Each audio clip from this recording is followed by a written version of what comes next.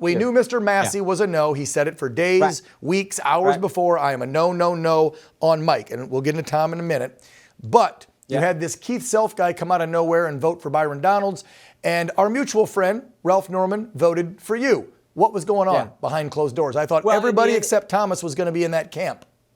In the end, remember, it was still one ballot, and Mr. Self and Mr. Norman switched their votes and voted for Mike Johnson. So it turned out exactly like we thought, and it took one ballot. We had Thomas Massey, who said he was not going to vote for Speaker Johnson, and everyone else in the Republican Party did vote for Speaker Johnson. And the reason we came together is what you were alluding to earlier, is because on November 5th, the American people said, we want the border secure, we want you to bring down prices, we want you to bring down crime, and we want you to stop this weaponization of government against we the people. That was the mandate.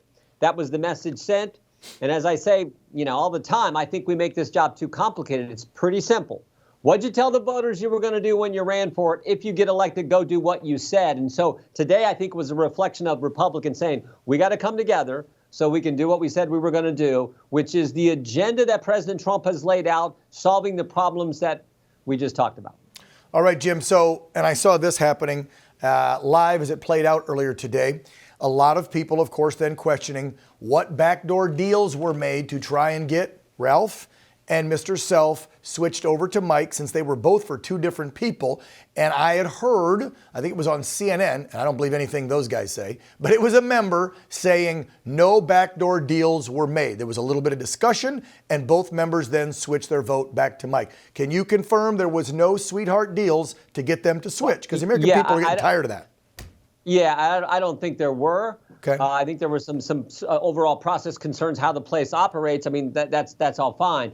But yeah, I don't think there was any kind of quid pro quo or anything like that. Look, the people sent a mandate. They want President Trump in the White House, projecting as a, and the guy in the Oval Office projecting strength to the world. And they want these problems solved that we talked about: secure border, inflation, and the weaponization of government against the very people, the taxpayers that government's supposed to serve. So that's what we got to stay focused on. That's what we got to correct. And then, of course, bringing what Elon and Vivek are working on, making government leaner and better and more efficient for the American people. That's what we got to get focused on. So let's come together and start doing that today. And I think, again, you saw step one of that process that needs to unfold. What are some of those bills we might see that our side is going to be putting forth ready to go day one?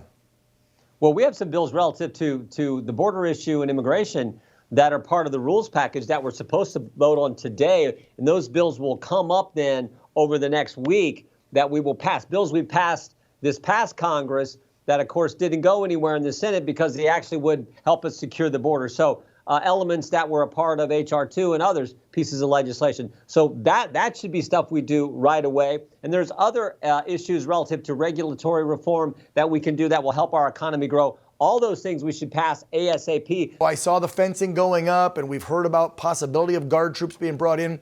What have you been briefed on as far as security for that event? I will tell you this, there's already fencing going up around the Capitol complex now. So I assume that was even for today, but primarily getting ready for Inauguration Day, which is going to be obviously a huge day for the country with President Trump coming back into the White House.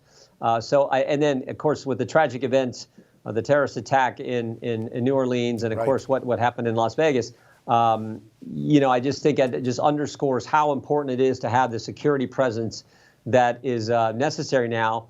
And you couple that all with what President Trump went through during the campaign, particularly in Butler, Pennsylvania, when he was shot in the head. This is serious. So I do think you're seeing that put together, and as evidenced by the fact that there's fencing already going up around the Capitol complex.